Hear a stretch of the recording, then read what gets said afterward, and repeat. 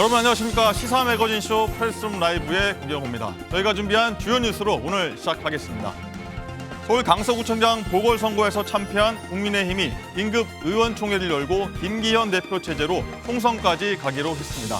단식 이후 체력 회복이 더딘 민주당 이재명 대표는 이르면 이번 주 당무에 복귀할 거란 관측이 나오는데요. 잠시 살펴보도록 하겠습니다.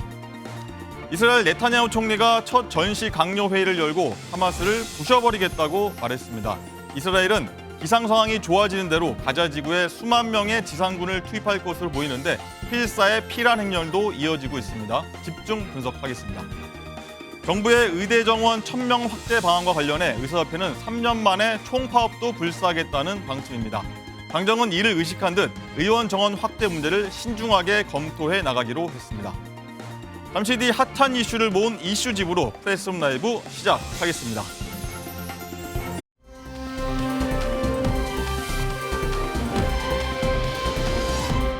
네, 프레스룸 라이브는 유튜브로도 함께 시청할 수 있습니다. 궁금한 점 댓글로 의견 남겨주시기 바랍니다. 오늘 이슈집에서는 어제 있었던 국민의힘 긴급 의원총회 내용과 더불어민주당 이재명 대표 관련 소식 짚어보도록 하겠습니다. 국민의힘 윤희석 대변인, 그리고 더불어민주당 서영주 상근 부대변인, 그리고 MBN 장가희 기자와 함께 하겠습니다. 안녕하십니까? 네, 안녕하세요. 어서 오십시오. 네, 먼저 윤희석 대변인, 조금 전 국민의힘 이 선임 대변인에 내정됐다는 소식 들어왔습니다. 네. 각오랄까요? 소감 먼저 좀 밝혀주실까요? 당이 어려운 상황에서 제가 대변인 하다가 이제 선임 대변인으로 이제 됐는데 네. 어쨌든 이제 당원 여러분들의 요구 그리고 국민 여러분들의 기대에 충족될 수 있는 지도부가 될 수 있도록 최선을 다하겠다, 더 분발하겠다는 말씀을 드리겠습니다. 그렇군요. 먼저 이 어제 오후에 있었던 긴급 의원총회 얘기 먼저 좀 해보겠습니다. 네. 꽤 긴 시간이 이어졌었는데 분위기는 좀 어땠나요? 분위기가 좋지는 않았습니다. 솔직히 얘기해서 김기현 체제가 계속되는 것이 맞느냐 그 부분에 대해서 물러나야 한다. 새로운 비대위 체제를 비롯한 비상 어떤 기구가 나와야 한다. 이런 의견을 밝힌 분들도 있었고 또 그보다는 많은 분들이 지금 총선을 6개월도 남겨놓지 않은 상황에서 지도 체제를 바꾼다는 것은 대단히 무리다. 그런 의견을 보이셔서 결론적으로는 김기현 체제가 적어도 의원들에게는 재신임을 받은 것으로 사실상 그렇게 인정이 되는 그런 의원총회였습니다. 사실 쇄신론을 주장하는 의원들도 좀 꽤 있었다고 들었는데 그분들 목소리는 좀 어떻게 좀 강경했나요? 아니면 어떻게 좀 어땠나요? 예, 수위가 좀 높은 발언을 하신 분도 일부 있었다고 들었습니다. 제가 참석을 안 해서 정확한 발언 내용은 모르지만은 분위기상으로는 상당히 많은 의견이 오갔고 네. 솔직한 대화가 오갔다. 그래서 결론적으로는 지금 이 체제로 가는 것이 맞다는 그런 결론이 나왔다. 예, 이 정도로 전하겠습니다. 네, 알겠습니다. 그리고 장가희 기자, 책임론이 불거졌던 김기현 대표 이제 어제 의총에서 내년 총선까지 가겠다 이런 각오를 좀 밝혔어요. 그렇습니다. 김기현 대표는 이 총선에 정치 생명을 걸겠다 이렇게 언급을 했고요. 또 총선에 패배를 한다면 정계 은퇴로 책임을 지겠다고 했습니다. 오늘 오전 국회에서 열린 최고위원회에서는 당과 정부, 대통령실 관계에 있어서 이 당이 민심을 전달에 반영하는 주도적인 역할을 더 강화를 하겠다면서 현안에 대해 당정대가 엇박자를 내지 않도록 하고 또 민심과 동떨어지는 사안이 생기게 되면 시정을 적극적으로 요구해서 관철시켜 나가겠다 이렇게 강조했습니다. 그렇군요. 윤석 대변인, 가장 꽂히는 말은 총선 패배 시 정계 은퇴하겠다 이런 배수진을 쳤는데 어떤 결연함을 좀 보였는지 어제 의총 결과는 좀 어떻게 보셨습니까? 결국은 김기현 대표 체제가 지난 3월 8일에 출범한 그 이유 중에 하나는 그동안 여당임에도 불구하고 오랜 동안 지속되었었던 비상대책위원회 체제를 청산을 하고 정상적인 체제로 당을 운영해달라는 거 아니었겠습니까? 네. 그리고 그 당시에도 총선이 1년 앞둔 상황에서 전당대회를 통해서 새 대표가 당원 100%의 투표로 선출이 된 겁니다. 네. 그렇다면은 김기현 대표 체제는 총선을 위한 대표 체제다. 그렇기 때문에 지금의 이러한 위기 상황에서도 결국 목표는 총선이기 때문에 총선을 실패하면 더 이상 정치를 하지 않겠다. 이러한 비장한 각오를 밝힘으로써 당원과 국민들께 이번 김기현 2기 체제의 각오를 밝힌 것이다. 이렇게 봐야 되겠죠. 아예 물러나겠다 아니라 아예 직을 걸었습니다. 네. 정계 은퇴 배수진인데 요청 이후에는 윤재욱 원내대표가 뭐 어떤 발언을 했는데 함께 들어보고 오겠습니다. 김기현 대표를 중심으로 선거에 나타난 민심을 받들어 변호와 쇄신 방안을 조속히 마련하기로 했습니다. 당 대표님께서 변호와 혁신에 관한 구상을 말씀을 하셨습니다. 우선은 당의 혁신기구와 총선기획단을 출범을 시키겠다고 말씀하시고 인재영입위원회를 구성해서 활동을 할 그런 계획도 말씀하셨습니다. 당직 개편과 관련해서는 통합형 당직 개편을 하겠다고 말씀을 하셨고, 네, 굉장히 이제 굳은 표정으로 의총 직후에 나온 발언인데 수성주 부대변인, 네. 민주당에서 이제 국민의힘에서 이제 임명직들 사퇴로 끝내는 거는 이제 뭐 꼬리 자르기 아니냐 이런 비판도 나왔습니다. 네네. 어떻게 어제 의총 결과 보셨나요? 일단 뭐 이제 상대 당의 어떤 선거의 참패에 대해서 좀 박하게 얘기하기는 그렇지만요. 이 두 가지 평가를 하고 싶어요. 네, 민심의 눈높이에서는 정말로 한참 멀었다. 멀은 결정이지만 민주당 입장에서는 잘했다. 네. 그렇게 평가하고 싶습니다. 왜냐하면 이 강서구청 선거 이후에 뭔가 변화 혁신을 바랬을 거예요, 민심은요. 네. 그런데 그 눈높이에는 조금은 수준이 한참 미치지 못했다라는 점에서는 좀 그냥 정치를 객관적으로 보는 입장에서는 아쉽고요. 민주당 입장에서는 이제 총선을 앞두고 이 정도 가지고 총선을 칠 수 있을까라는 또 생각이 있어요. 그래서 뭐 안도라면은 좀 너무 좀 얄밉고요, 제가. 네. 그런데 제가 봐서는 김기현 대표 체제 2기라고 하잖아요. 네. 근데 저는 그렇게 봅니다. 사실상 비대위 체제라고 봐야죠. 총선기획단이 들어서고요. 그 비대위 위원장을 다른 데서 안 데려왔을 뿐이지 김기현 대표가 당대표에서 사실상 비대위원장직을 같이 하겠다라는 것이거든요. 그래서 저는 정치 생명까지 걸겠다는 그 비장한 각오에서는 인정하나 솔직히 총선에 패배하면 당연히 정계 은퇴고요. 당연한 정치 수순이다. 생명이죠. 그래서 저는 아쉬운 점은 좀 훈수하자면 불출마 선언을 하거나 아니면 험지 출마, 수도권을 하거나 그 정도의 어떤 옵션을 걸고 들어왔어야 조금 더 명분이 살지 않았을까 하는 좀 평가를 하고 싶습니다.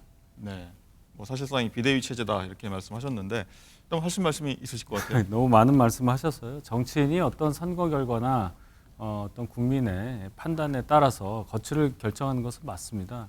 이재명 대표 대선 패배 이후에도 국회의원하고 당대표 되고 사법 리스크 뚫고 이 자리까지 오지 않았습니까? 뭐 저희가 꼭 그걸 답습하고 싶은 생각은 없으나 국민의 의사, 국민의 뜻을 받든다는 차원에서 보면 저희의 이러한 변화는 적어도 민주당과 비교해 보면 충분히 평가받을 만하다고 저는 생각합니다. 네, 그렇군요. 일단은 국민의힘 내부에서도 이제 쓴소리를 하는 의원들이 아직도 있습니다. 장가희 기자. 네, SNS를 통해서 또 방송을 통해서 여러 의견들이 나오고 있는데요. 우선 이 서병수 의원 같은 경우에는 대통령실만 쳐다볼 게 아니다. 국민의 소리를 앞서서 전달할 결기가 있는가? 그럴 각오가 없다면 물러나라. 이렇게 언급을 했고요. 네. 또 최재형 의원은 임명직 당직자 사퇴는 국민의 눈높이에 맞지 않다. 국민이 내린 사약을 영양제나 이 피로회복제로 생각해서는 안 된다. 이렇게 강조했습니다. 네, 뭐 굉장히 수위가 좀 센 발언들도 나옵니다. 윤석 대변인, 일단은 어제 의총에서 일단 김기현 사퇴보다는 유지론이 좀 힘을 얻었는데 많은 분들이 여기에 대해서 분석을 내놓고 있는데 뭐 맞다 아니다 많이 나올 겁니다. 어떤 생각 갖고 계세요? 그런 분들께. 예, 일단 시점을 봐야 됩니다. 김기현 대표 체제 출범한 지 이제 7달 됐고요. 총선은 6개월도 남지 않았습니다. 예를 들어 비대위가 출범을 한다고 했을 때 6개월도 안 남은 총선을 준비할 수 있는 시간적 여유가 있느냐도 봐야 하고, 그다음에 비대위 체제라는 것은 임시 체제이기 때문에 당원의 100% 투표로 선출된 당대표 체제보다는 좀 약하다고 봐야 되겠죠.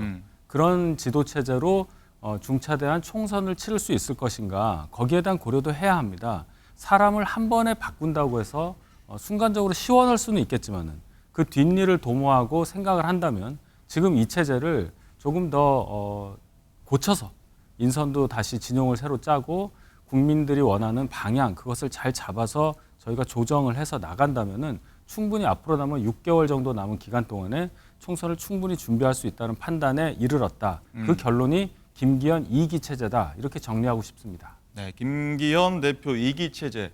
어쨌든 이제 가장 큰 관심사인데 차기 당직자 인선이 바로 그 얘기일 겁니다. 일단은 뭐 최고위원과 뭐 사무총장 발표가 조금 전에 났어요. 장갈 기자 소식 좀 전해주시죠. 네, 우선 새 사무총장 자리에는 이만희 의원이 그리고 새 지명직 최고위원 여성 비례대표죠. 김예지 의원이 임명이 됐습니다.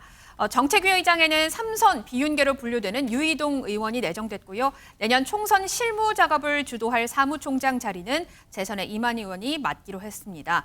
수석 대변인은 박정화 의원 그리고 선임 대변인 제 옆에 계신 윤희석 대변인이 맡게 됐습니다. 네, 옆에 계시네요.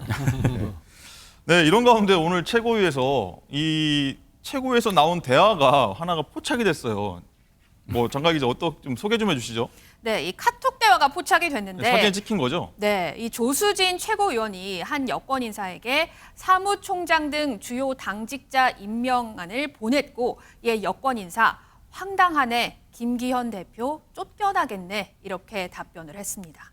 네, 윤석 대변인 황당하네, 김기현 대표 쫓겨나겠네. 이거 무슨 말인가요? 아마 조수진 의원의 이 카톡 내용에 보면 인선 내용이 있는데 네. 그중에 이제 뭐 사무총장 등등 그 인선 내용을 보고 여의도 부원장분과 이 대화 나누는 그 과정에서 나온 얘기로 봅니다. 네. 거기서 나온 인선 내용은 확정된 것도 아니었고요. 또 개인 간의 전화, 물론 국회의원과 또 주요 당직자 간의 대화긴 하지만 개인 간의 대화니까 뭐 더 이상 제가 여기에 대해서 가타부타 말씀드리기는 좀 그렇습니다. 뭐 이런 얘기가 좀 나오면 또 뭐 후폭풍도 있을 것 같아요. 좀 어떻게 보세요? 그동안 이제 뭐 국회 본회의장도 그렇고 이제 네. 정치인들이 이 전화기의 내용이 사진이 찍혀서 본의 아니게 곤혹을 치르고 하는 경우가 있었는데 조심해야 되겠다는 말씀 네. 몇 개는 제가 더 드릴 수가 없네요. 알겠습니다. 제가 대신 해드려야 되나? 그렇군요. 어제 긴급 의총 끝난 뒤에 김기현 대표가 얘기를 한 게 있는데 발언 듣고 오겠습니다. 그러니까 인선은 조금 마무리가 있을까요?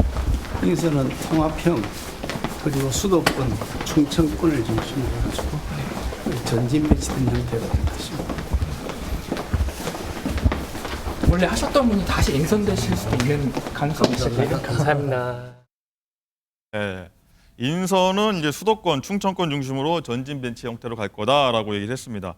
국민의힘 의석 과반수가 영남권이고요. 이 중진 의원 대다수가 영남 출신인데 이 인선이 좀 제대로 이루어질지 윤석 대표님 한번 말씀해 주시죠. 저희가 사실은 이제 지역 안배 인사를 주로 하려고 하고 항상 뭐 TK, PK에 편중된 영남권 정당이라는 말을 들어서 이제 수도권을 전진 배치한다고 이번 인사도 했는데 저도 뭐 물론 서울 출신이긴 하지만 네. 기본적으로 의석 분포가 저희가 한 110석 정도 남짓한 의석을 갖고 있는데 영남권 의원들이 한 60%가 넘어요. 그렇죠. 그런 상황. 또 다선 의원도 그쪽에 편중돼 있습니다.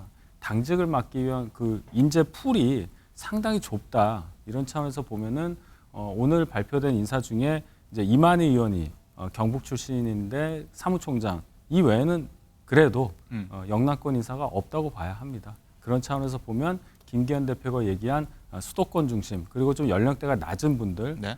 예를 들어서 뭐 조직부총장이라든지 또 김예지 지명직 최고위원 같은 경우는 연령대가 상당히 낮고 또 수도권 인물이기 때문에 그런 차원에서는 김 대표의 메시지가 잘 전달된 그런 인사가 아니었나 생각합니다. 네. 서영주 대변인 네. 방금 말씀 들으시면서 씩 네. 웃으셨습니다. 어떻게 받아들이십니까? 그러니까 윤희석 선임 대변인께서 이제 임명이 되셔서 말을 아끼실 수밖에 없는 상황이에요. 네, 기침 근데 이제 말씀이요. 말하자면 수도권에서 그래도 주목할 만한 게 옆에 이제 계시지만 선임 대변인이 되셨잖아요. 네. 지금 이제 강동 갑을 준비하고 계신 걸로 알고 있어요. 이제 이런 좀 상징적인 의미가 있다. 뭐 그런 얘기를 좀 덧붙이고 싶고요. 두 번째는 그겁니다. 김기현 대표가 혁신의 모양은 내야 되겠는데 이거 참 소가리를 하는 거예요. 보시면은 이제 대표적으로 지금 사무총장은 공천에 가장 실권을 지는 분이란 말입니다.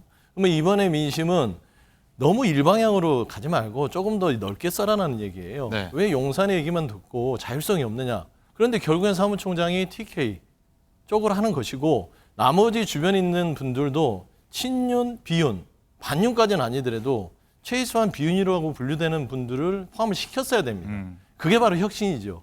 그래야 어떤 여러 가지를 포용하고 통합하는 모습을 통해서 이번에 강서구청의 참패를 모면할 수 있는 모멘텀을 만들 수 있어요. 보통 예를 들면 뭐 허은하 의원이나 뭐 수도권의 김웅 의원도 있지 않습니까? 안 쓰잖아요. 네. 그게 뭐냐면 김기현 대표가 어쩔 수 없는 고육지책의 인선이었다는 점에서는 좀 밖에서 관전하는 입장에서는 좀 안타깝다라는 좀 말씀도 드리고 싶습니다. 그러면 이번 당직 개편으로서 이 쇄신 논쟁이 봉합되기는 힘들 것이라고 보시는 그렇게 건가요? 보고 있습니다. 예.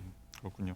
장가희 기자, 일각에서는 이 혼란스러운 여당을 두고요, 이 대통령실에 여의도 출장소냐, 뭐 이런 성토까지 나오기도 했습니다. 대통령실에서는 뭐 어떤 반응 내놨나요?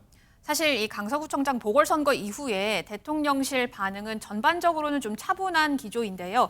앞서 윤 대통령은 13일에 선거 결과에서 교훈을 찾아 좀 차분하고 또 지혜롭게 내실 있는 변화를 추진해 나가는 것이 중요하다 이렇게 밝혔습니다. 대통령실 관계자도 어제 당 사무는 당에서 알아서 하는 것이라면서 윤 대통령의 메시지에 가감할 것은 없다고 했습니다. 네, 윤희석 대변인, 오늘 김 대표가 최고위원회에서 이 대통령실과의 관계를 건강하게 그리고 당이 주도적인 역할을 할 거라고 밝혔습니다. 이 거꾸로 얘기하면은 그동안 비건강하게 좀 대통령실에 끌려다닌 거 아니냐, 뭐 이런 얘기가 나올 수 있거든요. 어떻게 보십니까? 그런 지적이 있었으니까 이제 답변을 그렇게 하셨는데 저희가 집권을 하고 난 다음에 용산 대통령실과의 어떤 협조 관계 당연히 있어야 하는 겁니다. 여당이기 때문에 그 과정에서 국민들께서 보시기에 이게 수직적인 당정 관계가 아니냐 그런 지적을 들을 수 있는 상황이 있었다는 것을 겸허하게 받아들입니다.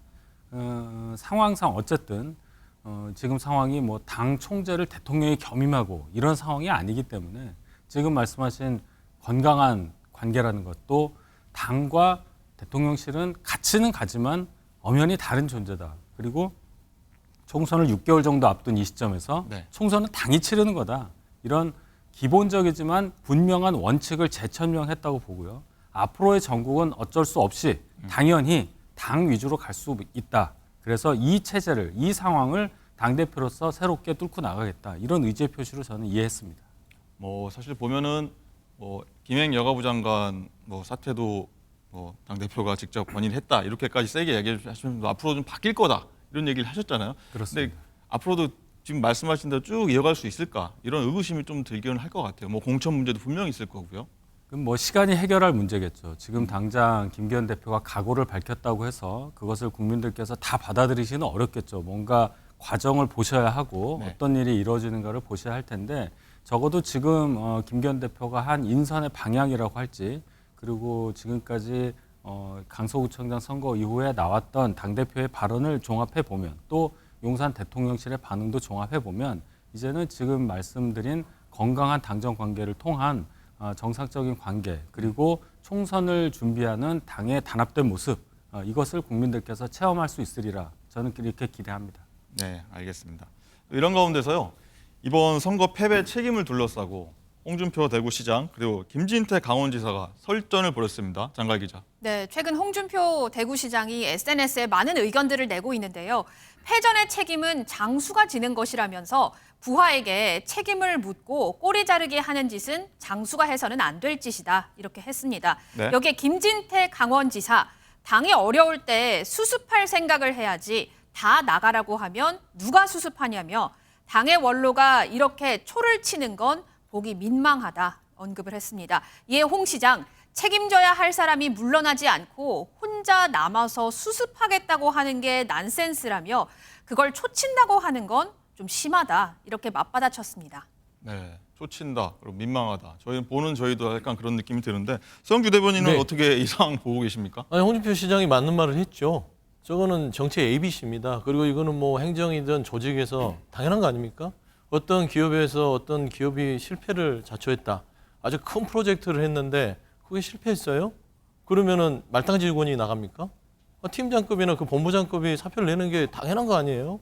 그러니까 홍준표 시장은 당연한 얘기를 했는데 뭐 보니까 김진태 강원지사 같은 경우는 뭔가 좀 그 의도가 있는 것 같아요.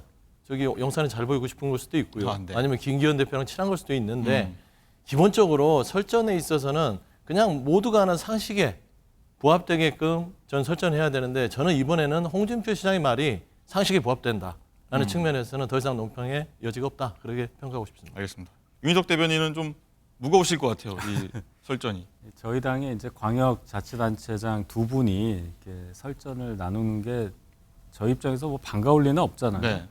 뭐 두 분의 말씀에 다 일리가 있지만 이제 단어 선택에 있어서 국민들께서 들으시기에도 좀 불편하실 수 있는 부분이 있다는 점에 대해서는 두 분께서 이제 앞으로 안 하시리라 네. 저는 그렇게 기대합니다. 알겠습니다.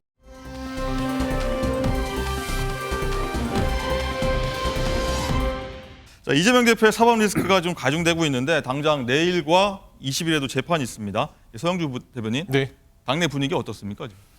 당내 분위기는 이제 강서구청 재보궐이 끝나고 나서 이제 다음에 국민들한테 어떤 모습으로 다가설지에 대한 깊은 고민이 있습니다. 낮은 자세로 그렇죠. 가고 있어요. 일단은 이 선거의 이 원인 자체가 민주당이 잘해서가 아니라 국민의힘이 자초해서 우리에게 기회를 준 것이다라는 것이고 이 민심의 회초리가 얼마나 매서운지를 이거는 우리가 승리를 자축할 게 아니라 우리에게도 올 수 있는 것이다. 네. 라는 차원에서는 혁신의 어떤 모멘텀을 만들자라는 그런 기류가 강하고요. 네. 그러니까 지금 이재명 대표에 대한 재판 얘기들을 많이 하는데 물론 이제 검찰이 기소를 아주 뭐 살라미식으로 잘라서 계속 하니까 네. 재판은 계속 많아지겠죠. 하지만 재판 특성상 시간이 갈수록 줄어들기 마련이거든요. 그래서 초반에는 좀 여러 가지 당무의 영향이 있을 수도 있으나 그게 전체적으로 당을 운영하는 데 있어서는 큰 영향이 없을 것이라는 측면에서는 이재명 대표의 재판 일정에 대해서는 그렇게 우려의 목소리나 우려하는 것은 없다.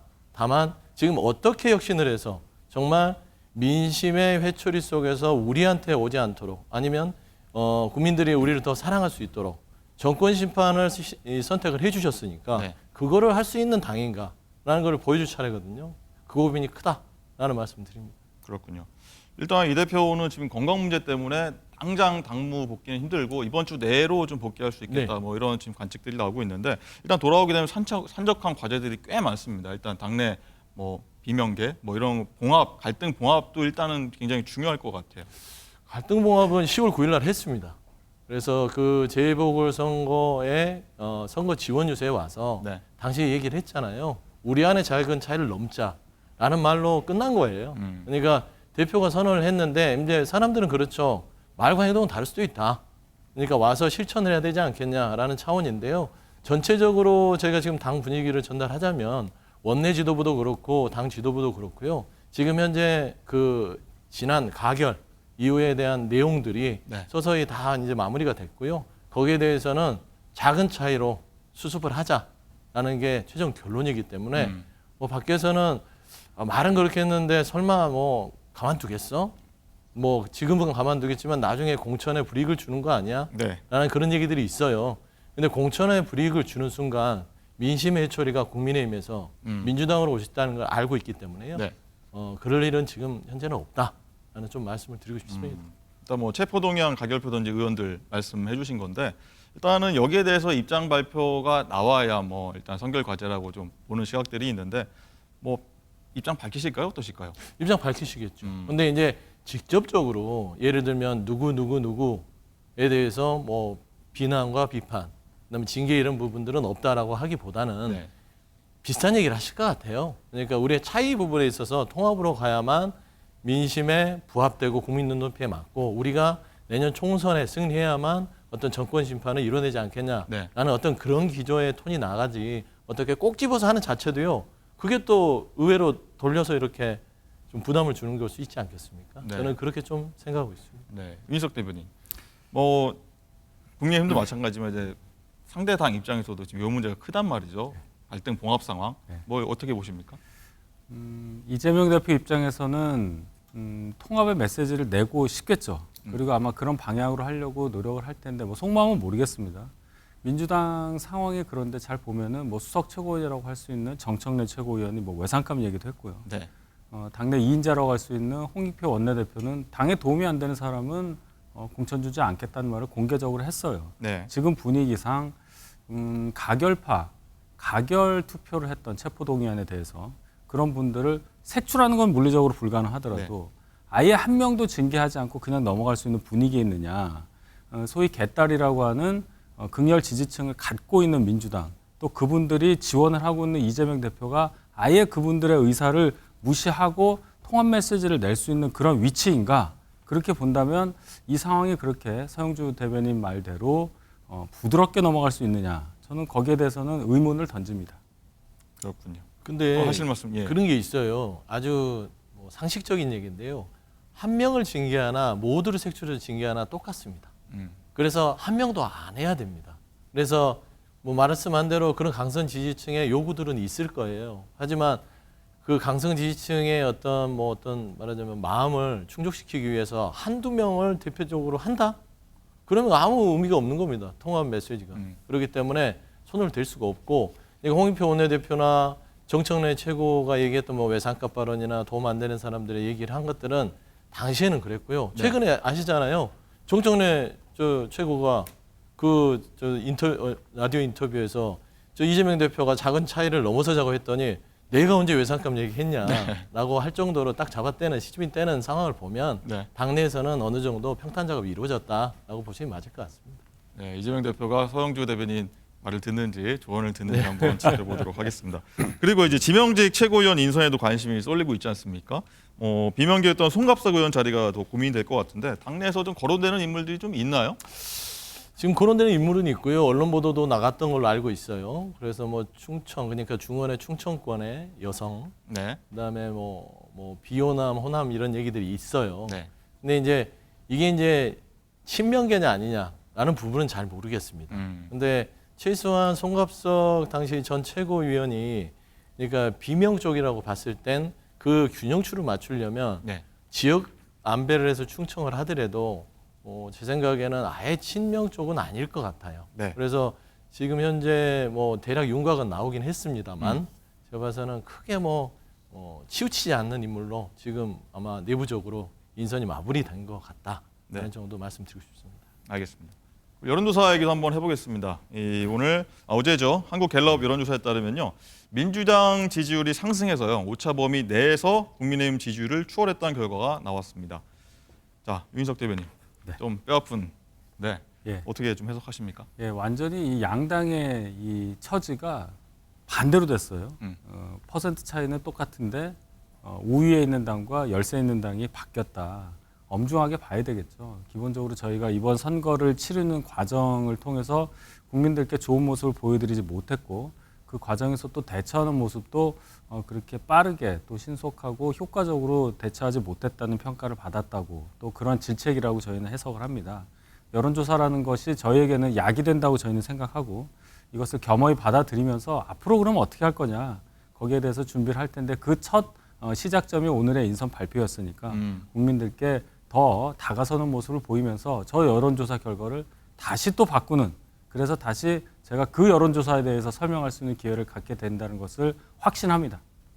알겠습니다. 다음 얘기 한번 넘어보도록 하겠습니다. 저는 얘기 안 하나요? 한번 해보시겠습니까? 짧게 해보시겠습니까? 짧게 할까요? 이 그래프를 좀 다시 한번 띄워주시면 아니나요? 그래프를 보면 지금 10월에 지금 보면은 38, 33이잖아요. 네. 저희가 4개월 전으로 가보시면 압니다. 거의 이렇게 X자가 됐잖아요. 8월에 무슨 일이 있었을까요? 8월부터 골든크로스 기점이 생기기 시작합니다. 저게 이제 강서구청의 선거로 심판이 이루어졌는데 저 기점이 보면 이념 얘기를 하십니다. 대통령께서. 이념. 경제부당 이념이다. 그다음에 홍범도 장군 흉상 이전 문제가 생깁니다. 그다음에 양평고속도로가 있죠. 네. 그러니까 전반적인 부분에 있어서 너무 독주를 하신 거예요. 결국에는 그 8월의 시점이 10월에 격차를 한 것이지 이게 갑자기 10월에 벌어지지는 않거든요. 여론조사 추이가요. 결국에는 강서구청의 선거 이런 참패의 요인은 8월에 무엇을 했는지 거기서부터 좀 들여다볼 필요가 있다라는 좀 조언을 드리고 싶습니다. 네, 국민의힘에 팁을 주시네요. 네, 아주 정확하게 지적하셨어요. 예, 저희가 잘 받아들여서 네. 과연 그럼 12월쯤엔 어떻게 될까? 저희가 잘해서 제가 똑같은 설명을 민주당이 하도록 노력하겠습니다. 알겠습니다.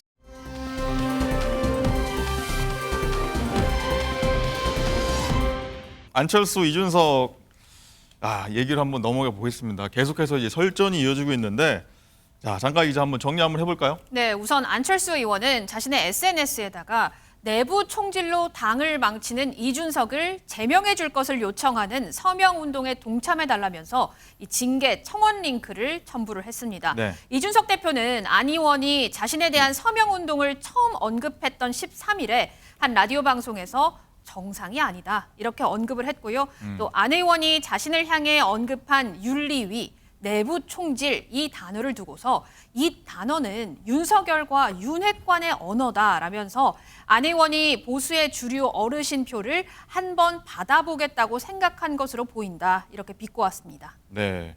조금 전부터 안철수 의원이 지금 이 전 대표 제명 관련해서 기자회견을 하고 있는데 어떤 내용이 오가는지 궁금한데 내일 자세히 이야기 한번 전해드리도록 하고요. 윤석 대변인, 두 사람 갈등 놓고 이제 국민의힘에서 어떻게 바라보고 계십니까? 참 당황스럽습니다. 사실은 저 두 분의 뭐 악연이라고 하면 악연이라고 할 수 있는 것은 오래됐어요. 연원은 저희 당 내에서 있었던 게 아니라 두 분이 다른 쪽에서 당을 같이 했던, 즉 바른미래당 시절에 있었던 공천 관련한 갈등에서 시작된 겁니다. 세월도 많이 흘렀어요. 한 네. 5년 정도 전에 있었던 일인데 그것과 관련해서 두 분의 개인 간의 어떤 그런 감정이 여기까지 흘러왔다. 그리고 강서구청장 선거 과정에서 이것이 촉발이 돼서 이렇게까지 커졌다 하는 것이 저희 입장에서 반가울 리는 전혀 없고. 뭐 XX 자빠졌다 뭐 그런 발언이기도 하고. 그렇죠. 물론 인용을 한 거긴 하지만 정치인이 그런 단어와 연관돼서 자꾸 인구의 회자가 될 경우에 결국 당이 손해를 입는 것입니다. 이준석 대표도 마찬가지로 당원권 정지된 상태에서 이런 식으로 또 언급되는 거 본인도 원하지 않을 거고, 그러나 어떻게 보면 또 참전한 셈이 되니까 두 분께서 자제를 하셔야 합니다. 이미 당원권 정지된 분에 대해서 제명을 하자는 것도 좀 그렇고, 또 그 제명하자는 것에 대해서 맞받아치는 또 상대방의 모습도 그렇고, 중간에서 당원들은 어떻게 될지 모르는 상황이기 때문에 두 분께서 제발 자제하시기를 그렇게 바랍니다. 알겠습니다. 서영주 대변인, 이 두 사람 공방 어디까지 갈까요 지금? 이게 이제 안철수 의원의 성격이 나오는 거예요. 그러니까 이제 사적 감정이죠. 이준석 전 대표의 어떤 구원이 있는 것 같은데, 저는 안철수 의원이 지금 한참 잘못된 선택을 하고 있다. 그렇게 보고 있습니다. 왜냐하면 그 뭐뭐 자빠졌네를 안철수 의원이 안 한 게 아니에요. 했어요. 그리고 변명이 어떤 시민이 한 거를 본인이 유머로 승화했다 했어요. 그런데 이준석 전 대표가 라디오에서 얘기를 그냥 예를 들었어요. 그런 뭐뭐 자빠졌네가 선거에 영향을 미칠까? 예시를 들었는데 그거는 왜 유머로 못 받아들이죠? 그런 거잖아요. 그다음에 두 번째, 김기현 대표가 정말 안철수 의원이 했던 말을 안철수 의원한테 돌려주고 싶을 거예요. 자빠졌네는 말을. 지금 당이 지금 난리가 났는데 네. 지금 이준석 전 대표 붙잡고 뭐 징계를 하네 마네 저를 제명을 해야 되네 이러면 지금 뭐 하시는 겁니까? 정말 이렇게 얘기를 할 만큼 이 안철수 의원의 지금 포지션, 그다음에 하는 행태가 정말 유추하기 짝이 없다. 좀 제발 좀 자제를 하셔야 본인 정치에 도움이 된다라는 조언 아닌 비판을 좀 드리고 싶습니다. 조언 아닌 비판, 뭐 어떻게 받을지 다들 궁금한데 네. 한번 내일 지켜보도록 하고요. 일단은 앞으로 국민의힘이 당분간 어떻게 이 분위기를 좀 반전시킬지가 이제 정치권의 좀 관전 포인트가 될 것 같습니다. 오늘 말씀은 여기까지 듣겠습니다. 모두 감사합니다. 네.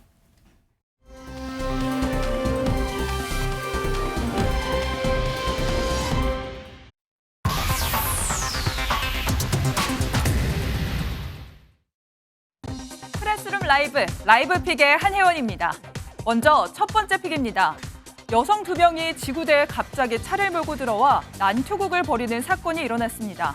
지난달 12일 새벽 6시쯤 경남 사천시의 사천지구대 앞 주차장에서 일어난 일인데요. 흰색 SUV 한 대가 오더니 후진으로 주차를 합니다. 도차에서 여성 운전자가 내리더니 조수석 쪽으로 향하고 조수석에 탄 다른 여성과 뭔가 대화를 나누는 듯한데요. 그런데 갑자기 조수석에서 내린 동승자가 운전자를 밀치더니 둘 사이 느닷없는 몸싸움이 시작됩니다. 머리채를 잡고 뒤엉켜 싸우다 급기야 바닥에 넘어지기까지 하는 두 여성. 그때 지구대에서 근무 중이던 경찰관들이 다투는 소리를 듣고 밖으로 나와 상황 파악을 했는데요. 동승자 여성은 운전자가 자신의 가방을 훔쳤다고 생각해 말다툼을 벌이다 경찰서에서 확인하자며 지구대까지 온 걸로 확인됐습니다.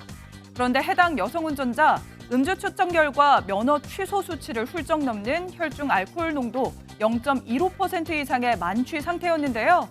또 둘 사이에 벌어졌던 가방 분실 관련 다툼은 서로 술에 취한 상태에서 오해를 하며 벌어진 해프닝으로 확인됐습니다. 경찰은 제 발로 지구대에 찾아온 음주운전자를 도로교통법 위반으로 검거했다고 밝혔습니다. 정부가 임기 내 의대 입학 정원을 대폭 증원하는 방안을 검토하는 걸로 알려졌습니다. 의사가 부족해 중증 응급 환자들이 골든타임을 놓쳐 사망에 이르는 응급실 뺑뺑이 등이 반복되는 배경에는 의사의 수가 절대적으로 부족하다는 인식이 커진 건데요. 그러나 의사단체가 강하게 반대하고 있어 실행이 쉽지 않을 거란 전망도 나오고 있습니다. 정부도 구체적인 증원 인원에 대한 전망에는 신중한 태도를 유지하면서 거리를 두는 모습인데요. 이런 가운데 의대 정원 대폭 증원 소식을 들은 학원가는 벌써 의대 마케팅에 나선 모양새입니다. 입시업계에선 의대 입학 정원 대폭 증원에 대해 스카이급 최상위권 대학이 하나 더 생기는 수준이라고 분석하기도 했는데요. 이런 분석에 따라 이과 쏠림 현상이 가속화하고 N수생도 증가할 거란 전망도 나오고 있습니다. 1920년대 일제에 의해 훼손됐던 광화문 월대가 100년 만에 복원돼 새로운 모습을 드러냈습니다. 이로써 일제강점기에 철거나 훼손을 당한 경복궁과 광화문 일대가 100여 년 만에 역사성을 회복하게 됐는데요. 월대는 과거 중요한 행사가 있을 때 임금과 백성이 만나 소통하던 장소였지만 일제강점기를 거치면서 사라진 걸로 전해집니다. 문화재청은 15일 서울 광화문학광장에서 광화문 월대 및 현판복원 기념 행사를 열었는데요. 행사에서는 광화문과 관련된 이야기를 소개하는 광화문답, 그리고 광화문 완성의 의미를 되살리는 광화등 점등식 등이 이뤄졌습니다. 또 광화문에서는 오는 18일까지 궁중문화축전도 이뤄질 예정이라네요.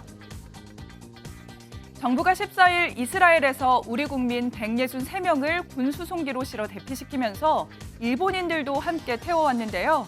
이에 일본 정부가 감사의 뜻을 표한 데 이어 SNS 등의 일본 누리꾼들의 감사 인사도 계속되고 있습니다. 일본 누리꾼들은 한국인이 설마 일본인을 도와줄 줄 몰랐다. 국가적으로 감사한 일이다. 이런 반응을 보이는 한편 일본 내각에 대한 비판도 쏟아냈는데요. 일본 정부는 대응이 늦다. 한국 수송기는 무상인데 반해 일본 자국민 구출용 전세기 이용료는 3만 엔이다 등의 날선 반응이 많았습니다. 지금까지 라이브 픽이었습니다.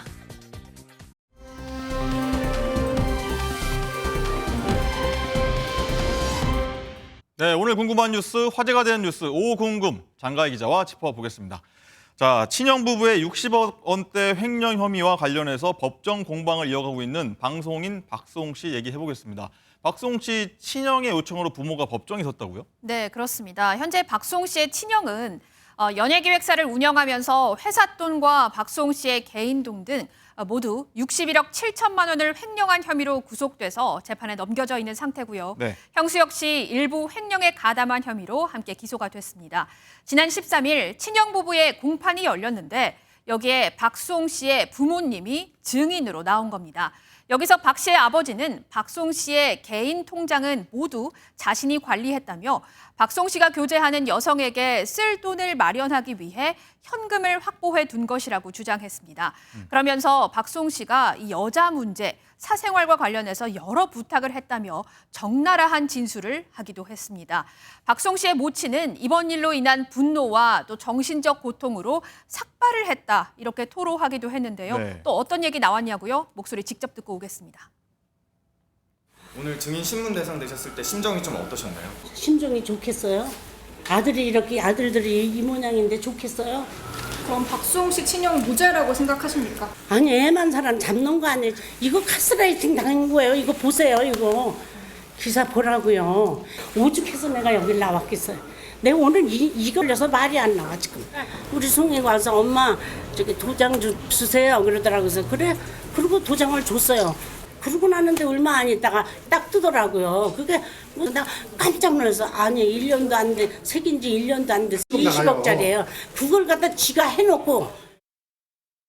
네, 이날 친형 부부가 운영했던 연예기획사로부터 박수홍 씨 부친이요. 이 주기적으로 돈을 받은 정황에 대해서요. 검찰 측에서도 물었는데 어떤 답변을 했나요? 네, 우선 박수홍 씨의 부친은 박수홍 씨 친형 회사에서 주기적으로 돈을 받은 데 대해서 이거 수홍이 위한 비자금이었다 이렇게 답을 했습니다. 그러니까 개그만 하면 세금 떼고 품위 유지비 떼고 하면 얼마 안 나오니까 수홍이를 위해 별도로 비자금 뺀 거고 이 수홍이가 막내 동생하고 또 친구들하고 사귀는 친구한테 돈이 필요하다고 해서 비자금을 만들었다 이렇게 언급했습니다. 그렇군요. 이 박수홍 씨가 이번엔 재판에 참석 안 한 모양인데 네. 뭐 부모의 어떤 폭로성 발언 여기에다 뭐 좀 어떤 입장을 내놨나요? 네, 그렇습니다. 한 언론과의 통화에서 정말 고아가 된 것 같다라며 참담하다고 했습니다. 또 박수홍 씨는 전화번호도 바꾼 적이 없는데 전화번호를 바꿔서 연락을 하지 못하고 있다는 부모님의 주장에 반박하기도 했습니다. 그렇군요. 어제 이 박송 씨의 절친으로 알려진 개그맨 손원수 씨가 결혼을 했는데 박송 씨가 축사를 했는데 눈물을 보였다고요? 네, 그렇습니다. 이렇게 눈물을 보이기도 했고요. 또 한 가지, 이 박송 씨의 법률 대리인 노종원 변호사는 부모님의 주장이 모두 허위라고 반박을 했고요. 또 부모님이 말씀하신 사생활에 대한 비난 내용은 과거 유튜버 김용호 씨가 박송 씨와 이 아내 김다예 씨를 허위 사실로 명예훼손했을 때 말했던 이 25가지 허위 사실과 거의 일치한다, 이렇게 언급을 했습니다. 또 김용호 씨가 사망하면서 허위 사실 유포 및 명예훼손 관련 사건이 공소권 없음으로 종결됐다며 재판 당시 김용호의 변호인 측은 박송 형수에게 제보를 받아서 사실로 믿었다, 이렇게 진술을 했었는데 이를 바탕으로 박송 씨의 형수를 고소할 예정이라고 밝히기도 했습니다. 네, 그렇군요. 박송 씨 측 이제 법률 대리인도 입장을 냈죠? 네, 방금 전해드린 게 바로 법률 대리인의 언급이었습니다. 그렇군요. 예. 다음 궁금한 뉴스 한동훈 법무장관 소식도 들어와 있습니다.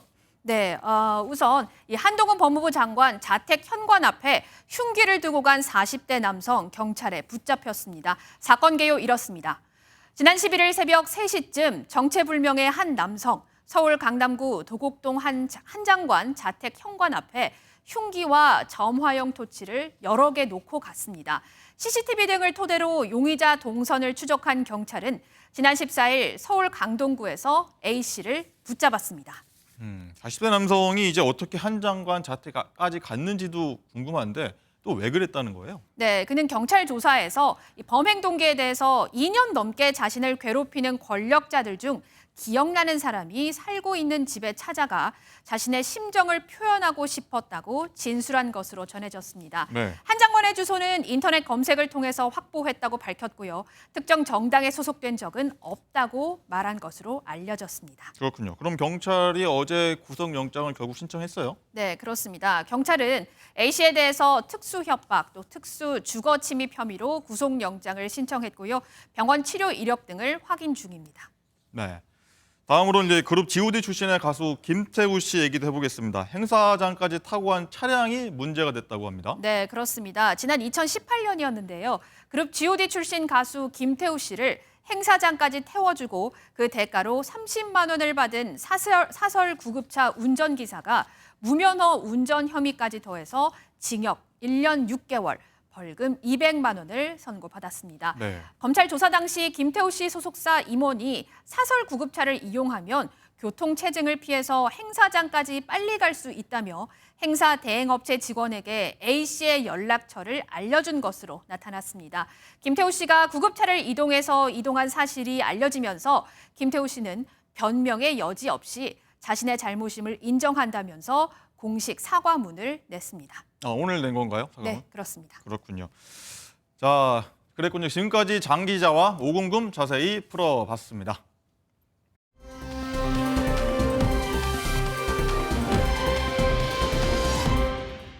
החמאס חשב שאנחנו נתפרק, אנחנו נפרק את החמאס.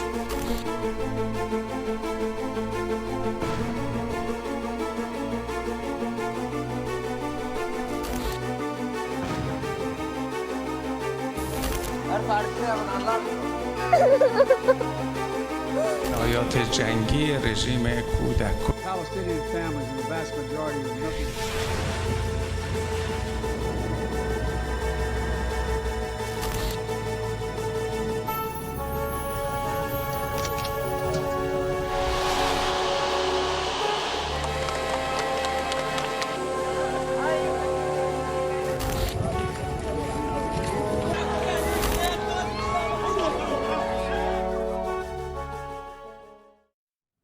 네, 하마스의 기습으로 시작된 이스라엘과 하마스 전쟁 사망자가 4천 명을 넘어섰습니다. 여기에 이스라엘이 가자 지구에 지상군 투입을 예고하면서 그 피해 규모는 걷잡을 수 없이 커지는 것으로 보이는데 군사적 긴장이 최고조에 달한 중동 상황 전문가와 함께 이야기 나눠보도록 하겠습니다. 김수환 한국외대 중동 이슬람 전략모듈 교수 나오셨습니다. 어서 오십시오. 안녕하세요. 자, 먼저 피해 상황부터 한번 짚어주시죠. 네, 오늘 피해 상황이 4,100명이 넘었어요. 이스라엘 측이 한 1,500, 1,600명 정도 되고요. 네. 그리고 가자지구 희생자들이 2,650명, 거의 2,700명에 달하고 있고요. 사망자만 그렇고 사상자, 즉 부상자는 가자지구만 9,600명이 네. 넘어서고 있습니다. 그래서 지금 지상군 투입하는 것이 임박했다라는 지금 긴박한 지금 상황입니다. 저 이스라엘이 이제 하마스의 본거지인 가자지구 북쪽의 가자 시티를 공격할 것으로 보이면서 팔레스타인 피난민들 남쪽으로 수십만 명이 좀 이동을 했지 않습니까? 그런데 맨 아래쪽 접경 통로 라파를 이집트가 봉쇄를 했습니다. 그래서 피난민들도 이제 오도 가도 못하는 그런 상황이 됐는데 이집트가 이걸 왜 막은 건가요?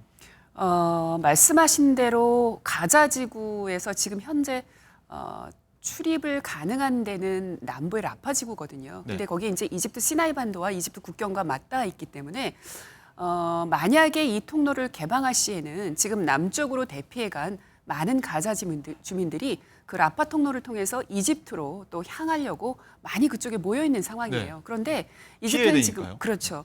지금 폐쇄돼 있는데 이집트가 이것을 개방하게 되면 이집트가 가뜩이나 지금 사회적으로 경제적으로 아주 안 좋은 상황이거든요. 이집트 내부 상황도. 그렇기 때문에 몰려드는 가자 주민들을 이집트가 감당해내기에는 굉장히 큰 부담으로 다가오고 있는 거죠. 뭐 어떤 부담으로 좀 작용할까요? 아무래도 경제적인 부담이 있죠.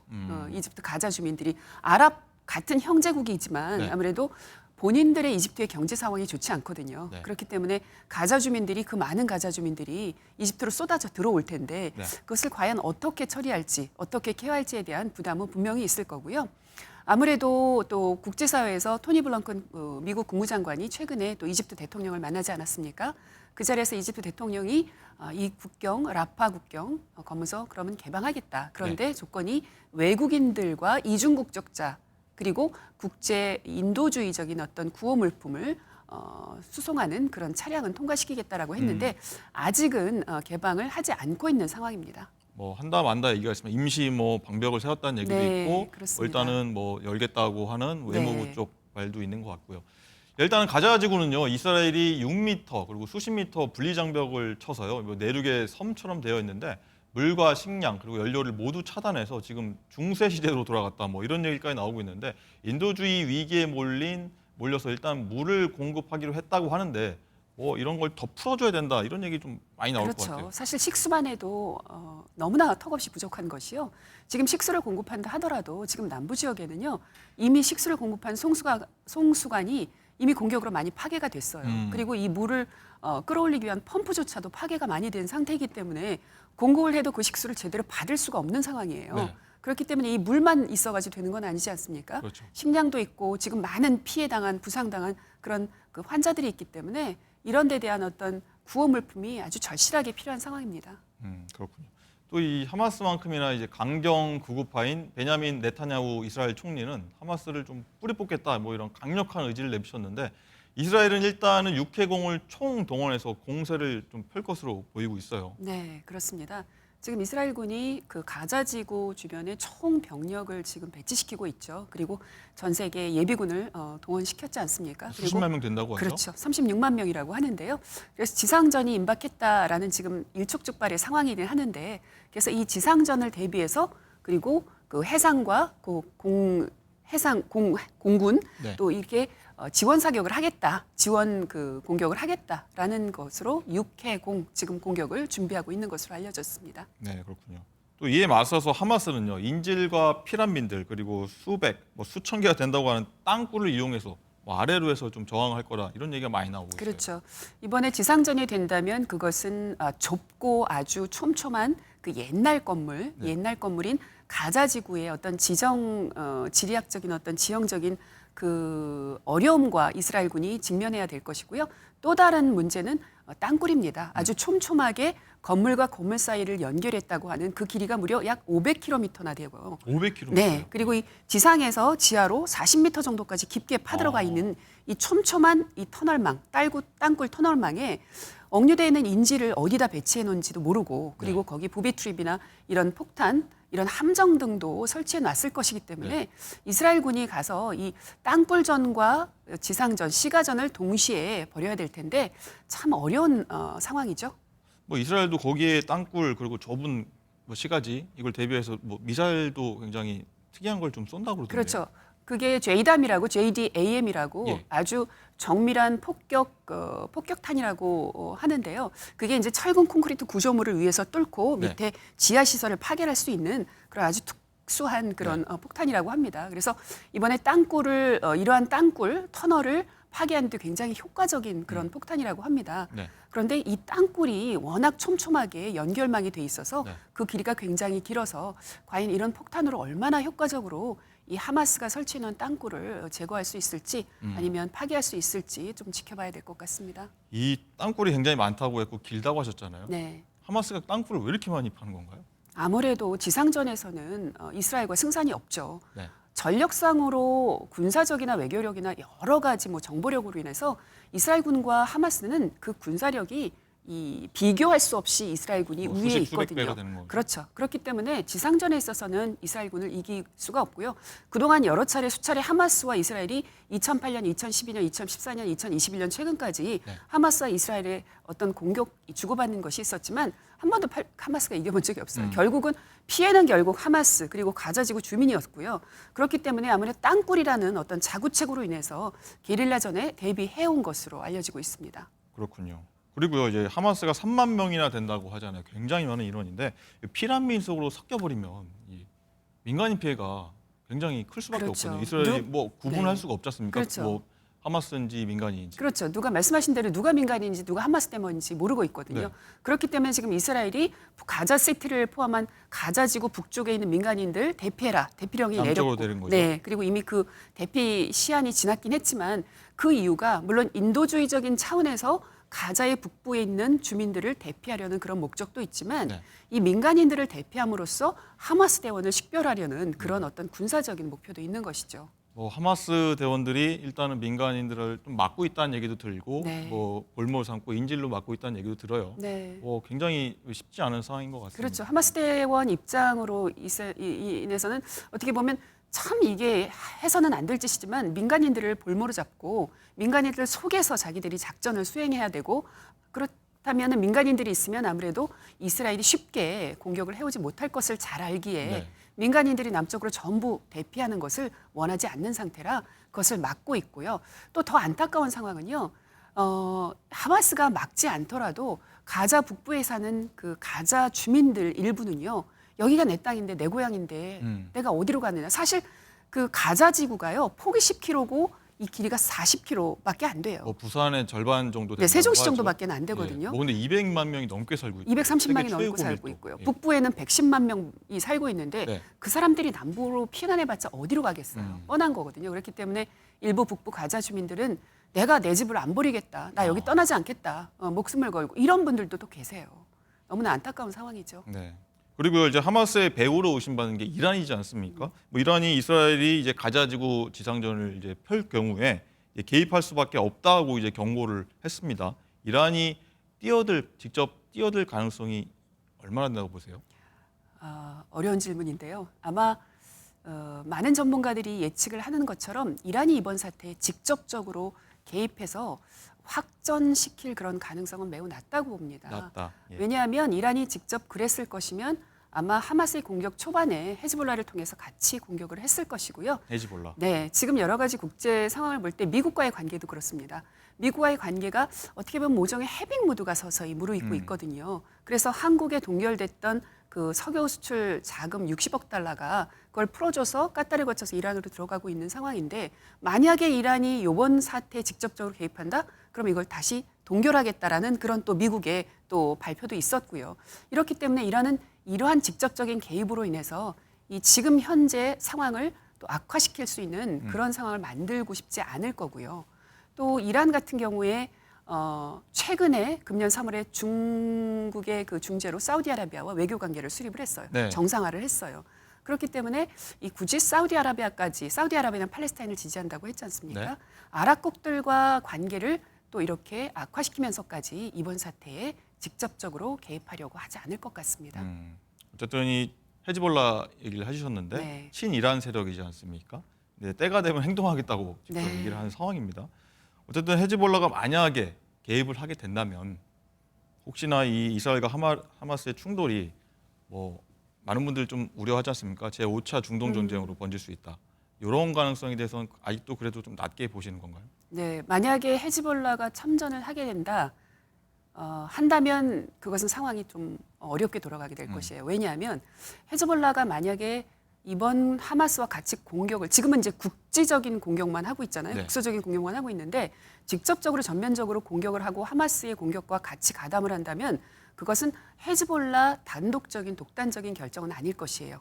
왜냐하면 이란이 뒤에 있기 때문에 이란과 이란 혁명수비대의 어떤 지원을 받아야지만 그게 가능하거든요. 그렇기 때문에 저는 이란이 지금 이처럼 이번 사태에 직접적으로 개입을 초도부터 부인했지 않습니까? 네. 그래서 이번에 직접적으로 개입할 가능성이 낮기 때문에 역시 헤즈볼라도 지금은 뭐 이스라엘 북부에 있어서 아주 간헐적인 공격을 하고 있지만 그렇게 직접적으로 개입하지는 않을 것이다. 라고 생각을 하고 있습니다. 알겠습니다. 미국 얘기도 해보겠습니다. 미국이 지금 확전 막으려고 굉장히 분주하게 움직이고 그렇죠. 있고요. 일단은 바이든 미국 대통령이 이스라엘에 가자지구 공격하지 말라고 좀 경고를 했습니다. 뭐 이스라엘에 지금 방문한다는 얘기도 있는데 뭐 어떻게 보십니까? 미국 바이든 대통령이 우리는 이스라엘 편이다, 이스라엘을 지지하겠다라고 분명하게 이스라엘 지원을 밝혔습니다. 계속 얘기했죠. 예, 그럼에도 불구하고 최근에 하지만 가자 점령은 큰 실수가 될 것이다 라고 얘기를 했어요. 분명히 가자지구 점령을 반대한다는 분명한 의사를 표시한 거거든요. 왜냐하면 가자지구를 이스라엘이 점령할 때 그것은 무력 점령이에요. 국제사회가 인정하지 않은 무력 점령이기 때문에 또 그것을 그러한 이스라엘을 지원한다고 공식적으로 바이든 행정부가 밝혔기 때문에 그렇다면 무력 점령을 지원한 미국 그런 상황이 될 수밖에 없어요. 그렇기 때문에 이것은 미국이 원하지 않는 그림이고요. 또 내년 11월 대선이 있지 않습니까? 네. 그렇기 때문에 이런 상황이 가자지구를 무력으로 점령해서 그렇게 되면 주변에 있는 아랍 국가들도 가만히 있지 않을 것이에요. 지금은 이런 사태를 좀 잘 평화적으로 해결하기 위해서 같이 논의하고 수습하려는 그런 움직이지만 그렇기 때문에 미국 입장에서는 이런 상황을 결코 장기전으로 가게 원하지 않을 것 같습니다. 알겠습니다. 좀 매일매일 걱정되는 상황인데요. 이 내일은 좀 좋은 소식 부디 전해지길 바라겠습니다. 교수님 오늘 말씀 감사합니다. 네, 오늘 프레스룸 라이브는 여기서 마치겠습니다. 맛있는 점심 드시고요. 좋은 하루 보내십시오. 고맙습니다.